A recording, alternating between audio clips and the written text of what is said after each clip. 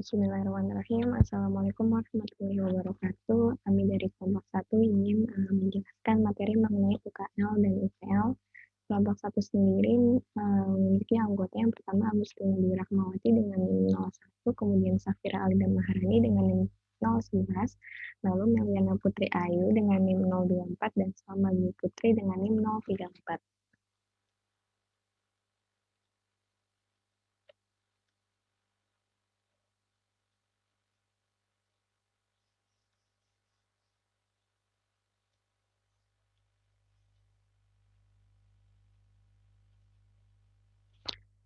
Yang pertama yaitu definisi UKL UPL akan dijelaskan oleh saya sendiri.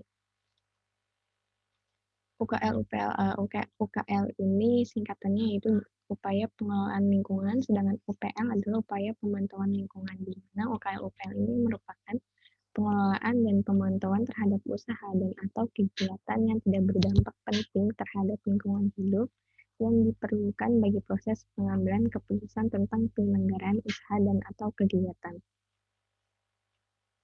Kemudian UKL-UPL juga sebagai sarana penyampaian informasi yang benar dan akurat mengenai cara-cara pengelolaan dan pemantauan lingkungan dalam kaitannya dengan kegiatan usaha yang dilakukan.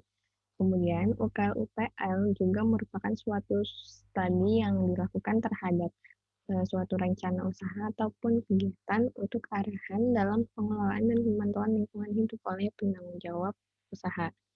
Dan UKL-UPL bukan merupakan AMDAL. AMDAL ini kan berarti dokumennya. Kalau UKL-UPL ini merupakan usaha untuk pengendalian dampak yang dihasilkan dari suatu kegiatan. Jika merujuk pada peraturan pemerintah nomor 27 tahun 2012 mengenai izin lingkungan, maka upaya pengelolaan lingkungan hidup dan upaya pemantauan lingkungan hidup atau UKL-UPL ini merupakan bagian dari instrumen pengelolaan lingkungan hidup. Nah, selanjutnya mengenai dasar hukum UKL-UPL akan dijelaskan oleh rekan kami, kepadanya dipersilahkan. Terima kasih. Baik, selanjutnya adalah mengenai dasar hukum UKL-UPL. Beberapa dasar hukum mengenai UKL-UPL ini antara lain, yang pertama adalah Peraturan Menteri Lingkungan Hidup Nomor 13 Tahun 2010 tentang upaya pengelolaan lingkungan hidup dan upaya pemantauan lingkungan hidup, dan Surat Pernyataan Kesanggupan Pengelolaan dan Pemantauan Lingkungan Hidup.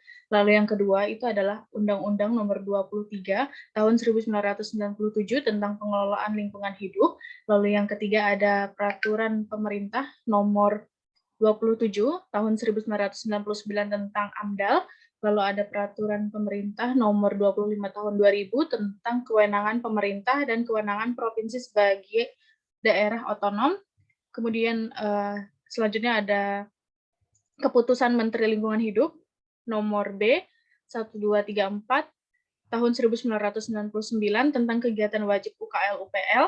Lalu ada yang keenam ada Keputusan Menteri Lingkungan Hidup Nomor 17 Tahun 2001 tentang jenis rencana usaha dan atau kegiatan yang wajib dilengkapi dengan AMDAL.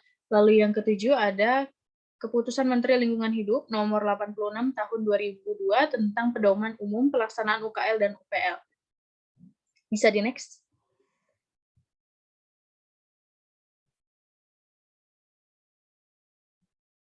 Selanjutnya ada kriteria UKL-UPL. Kriterianya ini dibagi menjadi dua, yaitu kriteria usaha dan kriteria dampak. Di dalam kriteria usaha itu ada beberapa, yaitu yang pertama adalah tipe usaha yang bersifat ekstraksi SDA, lalu yang kedua ada skala usaha, dan yang ketiga frekuensi usaha. Untuk kriteria dampak, diantaranya yang pertama adalah perubahan kondisi fisik alam, yang kedua jenis dan volume limbah yang dihasilkan, dan yang ketiga jenis dan karakteristik gangguan yang dihasilkan. Bisa di next.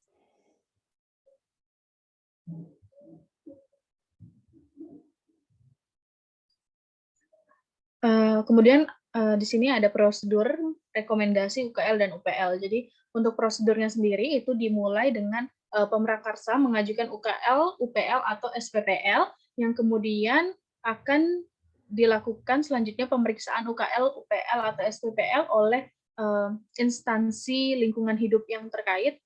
Kemudian jika muatan isi sesuai, maka akan mendapatkan rekomendasi atau persetujuan sehingga akan mendapatkan izin lingkungan. Namun jika isi muatan belum sesuai, maka akan dikembalikan ke pemrakarsa dan dilakukan perbaikan selama 7 hari.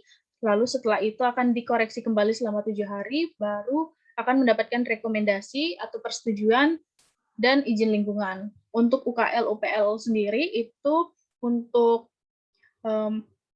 masanya adalah 14 hari kerja, sedangkan untuk SPPL adalah selama 7 hari kerja. Bisa di next. Kemudian formulir isian UKL UPL yang menurut Keputusan Menteri Lingkungan Hidup nomor 86 tahun 2002, yang pertama adalah identitas pemrakarsa yang di dalamnya itu terdiri dari nama perusahaan, nama penanggung jawab RU atau kegiatan, dan alamat kantor. Kemudian yang kedua ada rencana usaha atau kegiatan yang di dalamnya itu berisi nama rencana usaha, lokasi rencana usaha, skala usaha yang seperti satuan luasan, volume, panjang, contohnya seperti bidang industri, jenis, dan kapasitas produksi, bahan penolong, dan lain-lain, bidang pertambangan luas, cadangan, kualitas, dan lain-lain. Kemudian berisi juga garis besar komponen usaha, yaitu yang berpotensi menimbulkan dampak dari prakonstruksi, konstruksi, dan operasi. Bisa di next. Lalu selanjutnya yang ketiga itu adalah dampak lingkungan yang akan terjadi atau matriknya, yaitu di dalamnya yang berisi sumber dampak yang akan terjadi, kemudian ada jenis dampaknya, besaran dampaknya, dan beserta keterangan. Lalu yang keempat itu adalah program pengelolaan dan pemantauan lingkungan, di mana itu terdiri dari yang pertama langkah-langkah pengelolaan dampak dan penanggulangan keadaan darurat, lalu kegiatan pemantauan untuk mengetahui efektivitas, lalu ketiga adalah pengelolaan, dan yang terakhir diisi dengan tolak ukur yang digunakan seperti keputusan menteri, peraturan pemerintah, keputusan gubernur, dan lain-lain. Lalu baru yang terakhir adalah tanda tangan dan cap. Bisa di next. Kemudian untuk sistematika dokumen UKL UPL akan dijelaskan oleh rekan saya. Kepadanya dipersilakan. Baik, terima kasih. Akan saya lanjutkan, yaitu mengenai sistematika dokumen UKL UPL. Di sini ada 7. Yang pertama, rencana usaha. Lalu ada komponen LH yang akan terkena dampak. Yang ketiga, dampak yang akan terjadi dan jenisnya. Yang keempat, upaya pengelolaan lingkungan. Yang kelima, upaya pemantauan lingkungan. Yang keenam, pelaporan atau mekanisme pelaporan. Dan pernyataan kesanggupan pemrakarsa. Jadi sistematikanya ada 7 tahapan. Bisa di next. Nah, di sini ada tujuan UKL UPL dibedakan menjadi 2, yaitu tujuan umum dan tujuan khusus. Tujuan umum yaitu untuk mewujudkan pembangunan berkelanjutan dan berwawasan lingkungan dan terkendalinya pemanfaatan sumber daya alam secara bijaksana. Sedangkan tujuan khususnya yaitu memprediksi dampak yang akan timbul akibat rencana kegiatan atau usaha terhadap lingkungan sekitarnya. Sehingga sedini mungkin dampak tersebut dapat dikelola dan dipantau. Bisa di next. Lalu di sini ada manfaat UKL UPL terbagi menjadi 3, yaitu manfaat bagi pemrakarsa, bagi pemerintah, dan juga bagi masyarakat. Manfaat bagi pemrakarsa yaitu salah satunya memberikan gambaran yang jelas tentang kondisi lingkungan. Lalu sebagai dasar rencana pengelolaan yang lebih baik, menghindari terjadinya konflik terutama bila timbul masalah lingkungan di daerah tersebut. Lalu sebagai instrumen pengikat dalam pengelolaan dan pemantauan lingkungan, dan yang terakhir sebagai salah satu syarat untuk memperoleh izin usaha atau kegiatan. Manfaat bagi pemerintah yaitu memberikan gambaran yang jelas tentang kondisi lingkungan tersebut sebagai dasar rencana pengelolaan yang lebih baik dan merupakan bagian dari pengelolaan proyek secara keseluruhan.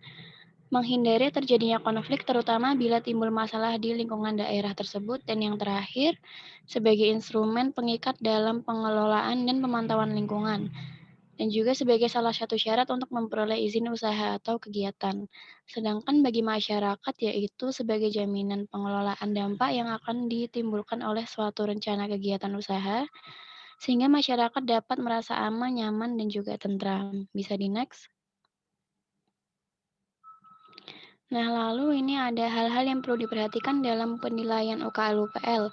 Yang pertama, kita harus memperhatikan syarat administrasi, yaitu terdiri dari perizinan studi UKL UPL, fotokopi sertifikat, lalu peta lokasi kegiatan atau peta lokasi pemantauan, peta lokasi pengelolaan, surat-surat lain yang dimiliki, penanganan K3, pernyataan kesanggupan pemrakarsa yang melaksanakan UKL-UPL. Lalu kita juga harus memperhatikan dasar hukum, yaitu ketentuan perundang-undangan yang mendasari studi, kesesuaian lokasi dengan RT RW, dan juga standar baku mutu lingkungan. Bisa di next. Lalu kita juga harus memperhatikan substansi, yaitu seperti sistematika penulisan, keruntuhan materi, kecocokan jenis kegiatan, intensitas dengan limbah dan volume limbah yang dihasilkan, informasi komponen lingkungan yang terkena dampak harus jelas, teknik pengelolaan yang akan dilakukan, dan juga teknik pemantauan dan instansi yang memantau. Bisa di next. Baik, selanjutnya akan dijelaskan oleh Saudari Salma. Saya persilahkan. Baik, terima kasih. Selanjutnya adalah perbedaan AMDAL dan UKL-UPL. Sebenarnya semua usaha yang dapat menimbulkan dampak lingkungan itu wajib membuat dokumen AMDAL ataupun UKL-UPL. Tetapi secara garis besarnya, perbedaannya untuk dokumen AMDAL itu untuk perusahaan besar dan yang mengakibatkan dampak yang besar juga untuk lingkungan. Tetapi kalau UKL-UPL itu diperuntukkan untuk perusahaan yang masih kecil hingga perusahaan menengah, tetapi tetap memiliki dampak pada lingkungan. Bisa di next. Nah, ini mungkin ada beberapa poin perbedaan antara AMDAL dan juga UKL-UPL. Yang pertama ada skala kegiatannya. Misalnya kegiatan pengambilan air sungai diambil sebesar 250 liter per detik atau lebih. Maka kegiatan tersebut diwajibkan untuk AMDAL, tetapi jika di bawah itu, maka mereka hanya perlu untuk membuat dokumen UKL-UPL. Skala usaha dan kegiatan ini dapat dilihat dari luas lahan, luas bangunan, kapasitas produksi, debit, tinggi, panjang, volume, atau besar tegangan, dan hal-hal lain yang disesuaikan dengan jenis usaha dan kegiatannya. Bisa di next. Yang kedua ada dampaknya terhadap lingkungan. Untuk dokumen AMDAL sendiri ini dibuat untuk perusahaan yang memiliki sifat yang lebih kompleks dan biasanya berada di lokasi yang sensitif, yang dimana akan lebih besar memberi dampak positif ataupun negatif bagi lingkungan sekitar. Sedangkan dokumen UKL-UPL sebagai pedoman dalam mengelola dampak lingkungan dalam skala yang lebih mudah daripada AMDAL. Teknologi yang digunakan juga masih merupakan teknologi yang sudah tersedia dan bisa dioperasikan dengan lebih mudah. Bisa di next. Poin selanjutnya, perbedaannya itu ada di format dokumennya. Format AMDAL itu mengikuti format yang ada di dalam lampiran 1, 2, dan 3 Peraturan Pemerintah Lingkungan Hidup Nomor 16 Tahun 2012. Sedangkan format UKL-UPL itu mengikuti format yang ada dalam lampiran keempat Peraturan Pemerintah Lingkungan Hidup Nomor 16 Tahun 2012. Bisa di next. Selanjutnya ada penyusunnya. Kalau AMDAL ini disusun oleh penyusun yang telah memiliki sertifikat kompetensi penyusun AMDAL. Sedangkan dokumen UKL-UPL dapat langsung disusun oleh pemrakarsa usaha dan atau kegiatan tersebut. Bisa di next. Selanjutnya ada mekanisme penyusunannya. Kalau AMDAL harus memiliki tahapan penilaian AMDAL yang dilakukan oleh komisi penilai AMDAL, sedangkan UKL-UPL itu tidak ada komisi penilainya. Di beberapa daerah mewajibkan seperti presentasi atau ekspos sebelum dikeluarkan surat rekomendasi, tetapi di beberapa daerah juga tidak mewajibkan adanya hal itu. Bisa di next. Nah, dari mana kita dapat tahu kita harus membuat AMDAL atau dokumen UKL-UPL? Untuk lebih jelasnya, apakah suatu usaha tergolong wajib AMDAL atau UKL-UPL, maka dilakukan penapisan sesuai dengan Permen LH nomor 5 tahun 2012. Jika usaha dan atau kegiatan sesuai dengan kriteria dalam lampiran 1, Peraturan Menteri Lingkungan Hidup Nomor 5 Tahun 2012, maka kegiatan tersebut diwajibkan untuk membuat AMDAL. Jika tidak, maka mereka diwajibkan untuk membuat UKL-UPL yang selanjutnya akan dilakukan penapisan sesuai peraturan gubernur atau bupati atau wali kota setempat. Bisa di next. Baik, mungkin sekian yang dapat kelompok kami sampaikan.